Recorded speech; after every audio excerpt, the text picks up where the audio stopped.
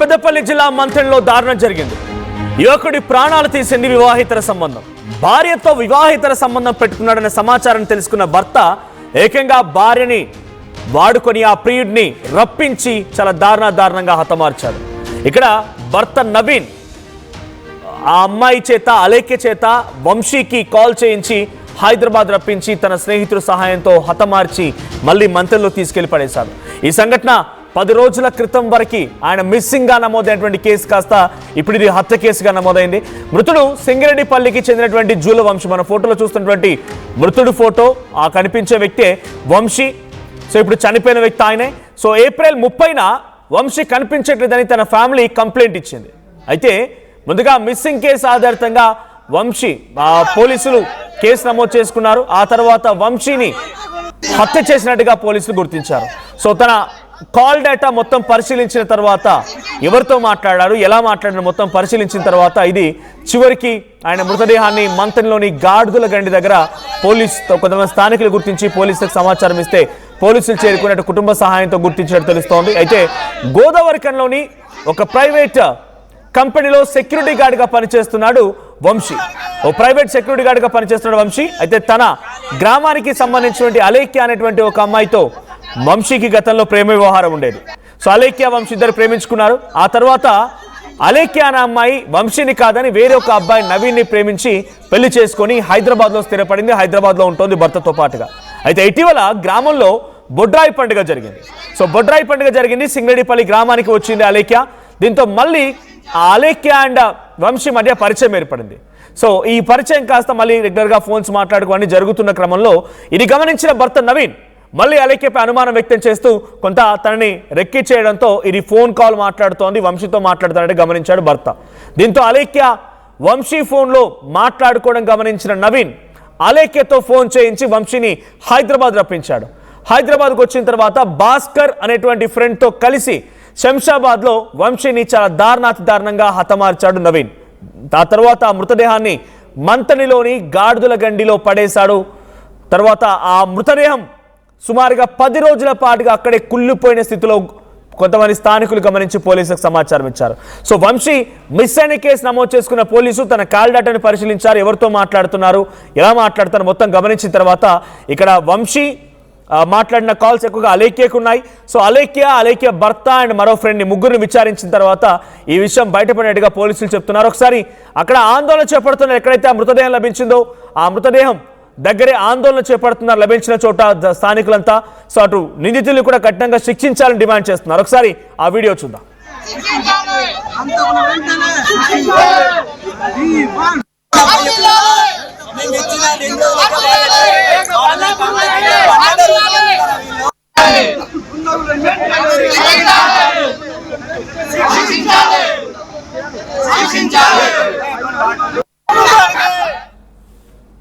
But ఈ సంఘటన పైన వంశీ మరణం పైన వంశీని హతమార్చిన తీరు ఎలా జరిగింది ఏంటని పోలీసులు వివరించారు. పోలీసులు ఏం మాట్లాడారు చూద్దాం.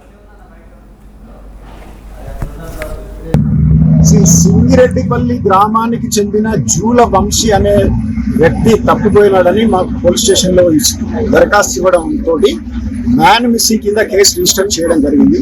మ్యాన్ మిస్సింగ్ కింద కేసు రిజిస్టర్ చేసిన తర్వాత అతని యొక్క కాల్ డీటెయిల్స్, అతను ఎవరెవరితో ఫోన్ మాట్లాడాడు, అతనికి ఎవరు ఫోన్ చేసిండు అనే దాని మీద పూర్తి స్థాయిలో సాంకేతిక పరంగా పరిశోధన చేసి ఈ జూల వంశీ అనే వ్యక్తికి అతని చిన్నప్పటి ఫ్రెండ్ అలేఖ్యకు ఉన్న కాల్ డీటెయిల్స్ యొక్క సంబంధం వల్ల, అంటే అలేఖ్యకు ఎక్కువ కాల్స్ ఉన్నాయి. తర్వాత ఇంకొక అతను భాస్కర్ అనే అతనికి అలేఖ్య భర్త వంశీకి ఎక్కువ కాల్స్ ఉన్నాయనే దాని మీద నవీన్ అనే వ్యక్తికి ఉన్న వాళ్ళ మధ్యలో ఉన్న ఆ కాల్స్ యొక్క దాన్ని బట్టి మేము వాళ్ళను అనుమానించి అలేఖ్యను, నవీన్ను, భాస్కర్ను వీళ్ళతో ఉన్న కాల్స్ ఉన్నాయి కాబట్టి వాళ్ళను అనుమానించి నిన్న రాత్రి వాళ్ళను పూర్తి స్థాయిలో సాంకేతిక పరంగా వాళ్ళను ప్రశ్నించడంతో వాళ్ళు ఈ వంశీని, ఈ అలేఖ్యకును వంశీకున్న గొడవల వల్ల హైదరాబాద్ పిలిపించుకొని అక్కడ శంషాబాద్ లోపల ఈ భాస్కర్ రూమ్ లో జరిగింది. చేసిన తర్వాత ఈ భాస్కర్ మన వంశీ చేపల చుట్టి తీసుకొచ్చి గాడుదల గండి దగ్గర పడేసిన అని చెప్పేసి చెప్పడం జరిగింది. దీని మీద మృతుడు ఎస్సీ కులానికి చెందినవాడు మరియు ఎవరైతే నేరం ఒప్పుకున్న వాళ్ళు ఉన్నారో వాళ్ళు నాన్ ఎస్సీ కాబట్టి దీంట్లో ఎస్సీ ఎస్టీ యాక్ట్ కూడా యాడ్ చేసి పూర్తి తర్వాత మాయం చేయడానికి ప్రయత్నించడం, తర్వాత దీని వెనకాల ఎవరెవరు కుట్ర ఉన్నారో కుట్రదారులు కూడా అని ఈ 3 సెక్షన్లు ప్లస్ ఎస్సీ ఎస్టీ యాక్ట్ కూడా దీన్ని యాడ్ చేసి తదుపరి పరిశోధన జరుగుతూ ఉంది. పూర్తి స్థాయిలో ఇప్పుడు మృతుడి తీసి పోస్ట్ మార్టం పంపించి అసలు కారణం ఏంటి, ఏ కారణంతో ఎక్కడ పొడవడం జరిగింది, ఎక్కడ దెబ్బలు తాకినాయి, ఏం జరిగింది అనేటువంటి ప్రాథమికంగా పూర్తి స్థాయిలో ఇక్కడికి పోస్ట్ మార్టం పంపించి తర్వాత పూర్తి స్థాయిలో ఇన్వెస్టిగేషన్ చేసి ప్రాథమికంగా ఉన్న ఆ ముగ్గురిని వెంటనే అరెస్ట్ చేసి రిమాండ్కి చేయడం జరుగుతుంది. ఆ ముగ్గురి వెనకాల ఇంకెవరైనా ఉన్నారా, పూర్తి స్థాయిలో సీసీ కెమెరాలు ఉంటాయి, పూర్తి స్థాయిలో కాల్ డీటెయిల్స్ ఉంటాయి, ఇవన్నీ ఉంటాయి. ఇవన్నీ పూర్తి స్థాయిలో సాక్ష్యాలు సేకరించి ఎస్సీ ఎస్టీ చట్టాల ప్రకారం ఛార్జ్షీట్ వేయడం జరుగుతుంది. దీంట్లో మీ అందరికీ కూడా మృతుని బంధువులకు మృతుని తల్లికి కూడా మా యొక్క సానుభూతితో కూడిన హామీ ఏంటంటే దీని వెనకాల ఎవరున్నప్పటికీ కూడా ఎంతటి స్థాయి వ్యక్తులు ఉన్నప్పటికీ కూడా పూర్తి పారదర్శకంగా ఏదో ఊరికైనా చెప్పి అది ఇది చేయడం కాకుండా వాళ్ళ లోపల ఎవరైనా అడ్వకేట్ వచ్చినా వాళ్ళ లోపల చదువుకున్న పిల్లలు ఎవరైతే చట్టం శిక్షలు అర్థం చేసుకోగల పిల్లలు ఎవరు వచ్చినా కూడా వాళ్ళ స్థాయిలో వాళ్ళకు తెలియజేస్తూ పూర్తి పారదర్శకంగా అందరికీ తెలిసే విధంగా దీంట్లో ఏది దాచే విధంగా ఏమి ఉండదు. అందరినీ అరెస్ట్ చేసి అందరినీ ఎవరెవరైతే దీని వెనుకలో ఉన్నారో వాళ్ళందరినీ కూడా చట్ట ప్రకారం శిక్షించే ప్రయత్నం ఛార్జ్ షీట్ ద్వారా చేయడం జరుగుతుంది. This content had some disturbing visuals. Viewer discretion is advised. ఈ కాంటెంట్ లో మీలో కొంత కలవరపాటుకు గురి చేసే అంశాలు ఉన్నాయి. తగు జాగ్రత్తలు తీసుకుని ఆర్టీవీ హెచ్చరిస్తోంది. సో పోలీసులు చెప్తున్న వివరాల ప్రకారంగా కాల్ డేటా ఆధారితంగానే వంశీని ఎలా హతమార్చారనేది పట్టుకోగలిగాం. వంశీ విషయంలో మొదట్లో ఏప్రిల్ 30న మిస్సింగ్ కంప్లైంట్ నమోదైంది. వాళ్ళ పేరెంట్స్ కంప్లైంట్ ఇచ్చారు. ఆ తర్వాత ఆయన అప్పటి నుంచి కనిపించకుండా పోయాడు. పోలీసులు వెతుకుతూనే ఉన్నారు. మధ్యలో ఆయన కాల్ డేటాని పరిశీలిస్తే అలేఖ్యతో మాట్లాడినట్టుగా తెలుస్తోంది. సో అలేఖ్య భర్త నవీన్తో మాట్లాడాడు, భాస్కర్తో మాట్లాడిగా సంభాషణలు ఉన్నాయి కాబట్టి వాళ్ళని పట్టుకుని విచారిస్తే ఈ అన్ని విషయాలు బయటపడ్డాయని చెప్పారు. సో గతంలో చిన్నప్పటి ప్రేమికులు కాస్త మళ్ళీ ఆ అమ్మాయి వేరే వారిని ప్రేమించి పెళ్లి చేసుకుని హైదరాబాద్లో స్థిరపడిపోయిన తర్వాత మళ్ళీ రీసెంట్గా గ్రామంలోకి వచ్చి వంశీతో పరిచయం ఏర్పడింది. సో వంశీ గత జ్ఞాపకాలు నెమరు వేసుకుని మళ్ళీ అమ్మాయితో పరిచయం పెంచుకున్నాడు. ఆ అమ్మాయితో రెగ్యులర్గా ఫోన్లో మాట్లాడుతున్న నేపథ్యంలో నవీన్కి అనుమానం వచ్చింది భర్తకి. సో దీంతో ఆ అమ్మాయి అలేఖ్యను అడ్డుగా పెట్టుకొని హైదరాబాద్కి రప్పించాడు వంశీని. హైదరాబాద్కి వచ్చిన తర్వాత తన ఫ్రెండ్తో సహాయంతో హతమార్చి ఆ తర్వాత మృతదేహాన్ని ఒక చాపలో చుట్టేసి ఒక మ్యాట్లో చుట్టేసి తీసుకెళ్లి మంతనిలోని గాడిదల గండి దగ్గర పడేసినట్టు తెలుస్తోంది. కుళ్ళిపోయిన సిచ్యువేషన్లో ఆ మృతదేహం లభించింది పోలీసులకి. మరిన్ని అప్డేట్స్ ప్రతినిధి చంద్రశేఖర్ అందిస్తారు. చంద్రశేఖర్, ఈ కేసుకు సంబంధించి డీటెయిల్స్ ఏంటి? బాధిత కుటుంబం ఏం చెప్తోంది? ఇంతకీ ఇప్పటివరకు ఎవరిని అరెస్ట్ చేశారు? వారిపై ఎటువంటి చర్యలు తీసుకున్నారు?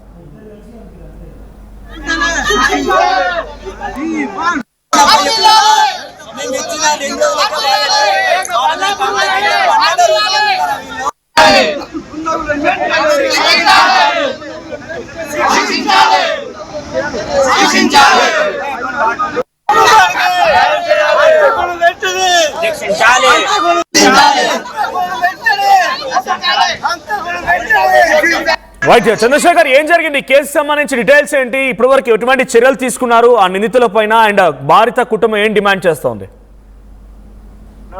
పెద్దపల్లి జిల్లా రామగిరి మండలం సింగిరెడ్డిపల్లికి చెందినటువంటి ఈ ముగ్గురు మిత్రులకు సంబంధించినటువంటి వ్యవహారము, ఆ తర్వాత ప్రేమ వ్యవహారము ఈ వంశీతో బెడ్స్ కొట్టడంతో మరో యువకుడిని అతని ముగ్గురు క్లాస్మేట్స్ దానిలో భాగంగా మరి నవీన్ అనేటువంటి వ్యక్తిని వివాహం చేసుకుని అలేఖ్య హైదరాబాద్ లోనే ఉంటున్నటువంటి పరిస్థితి. దీనిలో భాగంగా ఇటీవల మళ్ళీ పాత పరిచయాలు కొత్త పుంతలు తొక్కుతున్నాయనేటువంటి అంశం అనుమానంతో నవీన్ వంశీని అలేఖ్యతో కాల్ చేయించి పిలిచినట్టుగా కాల్ డేటాలో పోలీసులు గుర్తించడం జరిగింది. దీనిలో భాగంగా భాస్కర్ అనేటువంటి మరో వ్యక్తి శంషాబాద్ ప్రాంతంలో ఉంటారు. ఆ ప్రాంతంలోకి సంబంధించి రోడ్లో అత్యంత దారుణంగా హతమార్చారని చెప్పేసి బాధితుని తరపున బంధువులు చెప్తున్నారు. అలాగే పోలీస్ అధికారులు సైతం ప్రాథమికంగా విచారణ జరిపారు. పోస్ట్ మార్టం నివేదిక తర్వాత పూర్తి చర్యలు తీసుకుంటాం, ఎవరికి ఎలాంటి అనుమానాలు వద్దు, ఖచ్చితంగా ఎస్సీ ఎస్టీ అట్రాసిటీ కేసు నమోదు చేశాము, శవాన్ని మాయం చేయడము, అలాగే మర్డర్ కేసు, ఇవన్నిటి అంశం పైన దీనిపైన ఎవరెవరు ప్రత్యక్షంగా పరోక్షంగా సహకరించారో వారందరిపైన చర్యలు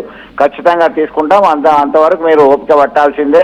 ఛార్జ్ షీట్ పక్కాగా ఎవరికైనా కానీ మీ తరపున ఎవరు వచ్చినా మేము పూర్తిగా క్లారిటీగా వివరించడానికి సిద్ధమని చెప్పి పోలీస్ అధికారులు సంధానించడం జరిగింది. మనోజ్ దీనిలో పెద్ద ఉద్రిక్తతకు దారి తీసింది. ఎందుకంటే గత నెల 29న ఇంటి నుంచి వెళ్ళినటువంటి వ్యక్తి 30న మిస్సింగ్ కేసు నమోదైంది గోదావరిఖని 2 టౌన్ పోలీస్ స్టేషన్ లో.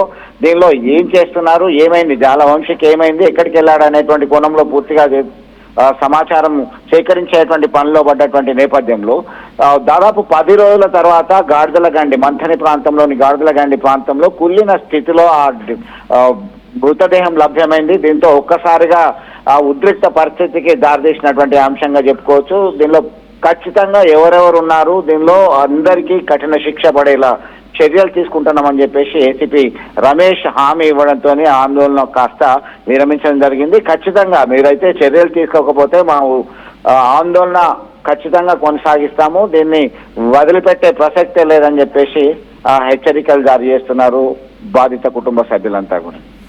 రైట్. సో అటు నిందితులకు సంబంధించి వారిని అదుపులోకి తీసుకున్నారా? ఖచ్చితంగా వాళ్ళ కాల్ డాటా సేకరించారు, అదుపులోకి తీసుకున్నారు. అదుపులోకి తీసుకున్న తర్వాత సమగ్రమైనటువంటి విచారణ చేపట్టారు. దానిలో ఇంకా పూర్తిగా ఆన్ రికార్డ్ వాళ్ళు మనకి క్లారిటీ ఇవ్వలేదు.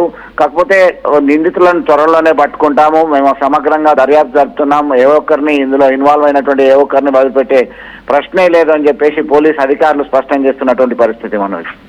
Right, thank you Chandrashekar. So మొత్తంగా అక్కడ నిందితులకు సంబంధించి కూడా అదుపులోకి తీసుకున్నారు అన్నట్టుగా తెలుస్తోంది. But as of no clarity. Police కూడా ఇంకా అఫీషియల్గా అనౌన్స్ చేయాల్సి ఉంది. బట్ అక్కడ జరిగినటువంటి సంఘటన నిజంగా చాలా దారుణమని చెప్పాలి. 10 రోజుల క్రితం మిస్ అయిన మనిషి చివరిగా ఒక చాపలో చుట్టేసి కుళ్ళిపోయిన సిచ్యువేషన్లో ఆ కుటుంబం ఆ వ్యక్తిని చూడాల్సి వచ్చింది.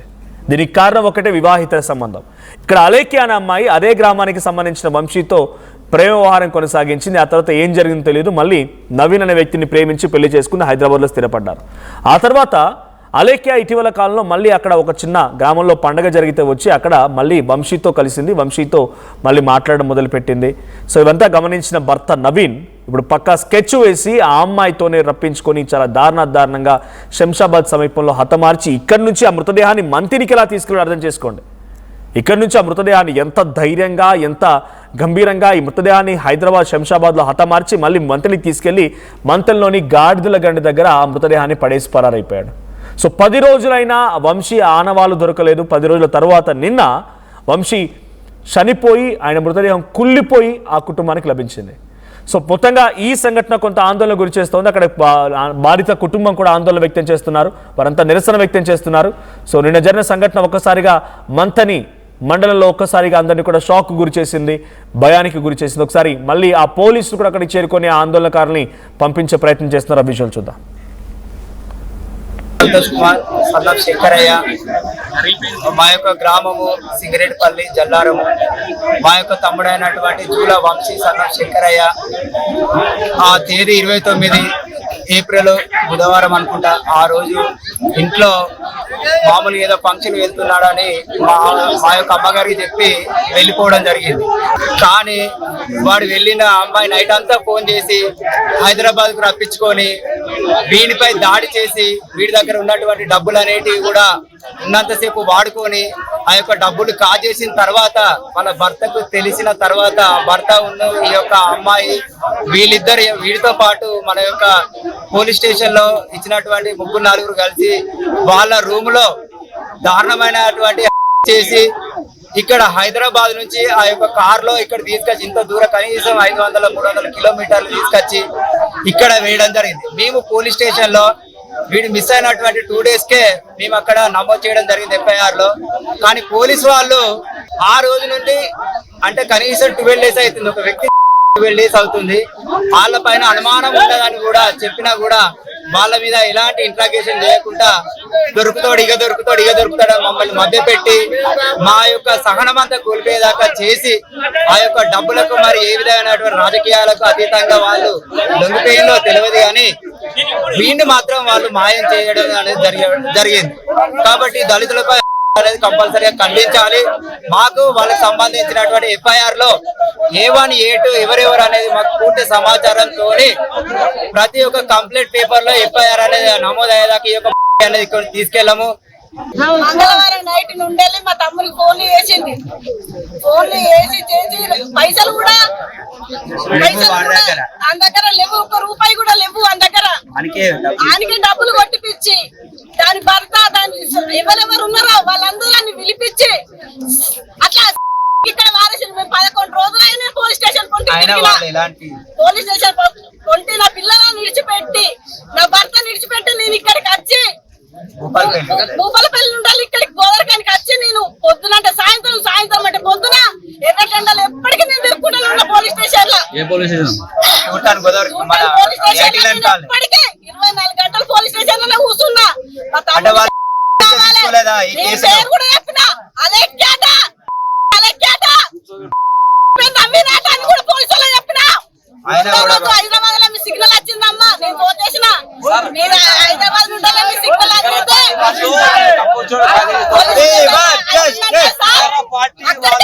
మా తమ్ముడు